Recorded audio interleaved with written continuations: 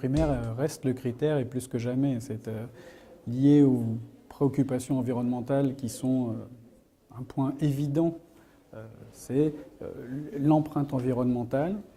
L'énergie primaire est la ressource qui est disponible et c'est le seul moyen de mesurer l'évolution de nos propres politiques de rénovation énergétique et donc l'impact sur ce critère-là. Un DPE, de manière réglementaire, est valable 10 ans.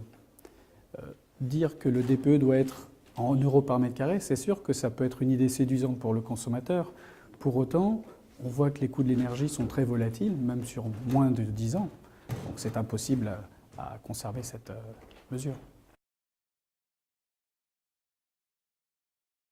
Le DPE, c'est la première pierre dans le raisonnement de la rénovation énergétique. Le diagnostiqueur, que ce soit sur le diagnostic de performance énergétique ou les autres diagnostics d'ailleurs, est là pour appliquer un dispositif qui a été mis en place par les pouvoirs publics. Le problème, c'est qu'il en est aussi le service après-vente. Donc c'est à lui d'expliquer des dispositions, notamment sur le DPE, alors que ce serait plutôt au pouvoir public de faire un peu plus de pédagogie sur l'énergie primaire, sur le pourquoi de ces évolutions, les politiques de rénovation énergétique par exemple.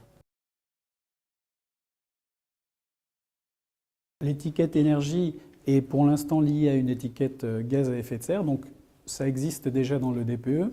Ce que nous avions préconisé, c'était que cette étiquette énergie qui est en énergie primaire, pour que le consommateur comprenne mieux l'intérêt de cette énergie primaire, c'est d'y mettre à côté sa consommation réelle pour qu'il puisse se situer justement par rapport aux résultats théoriques.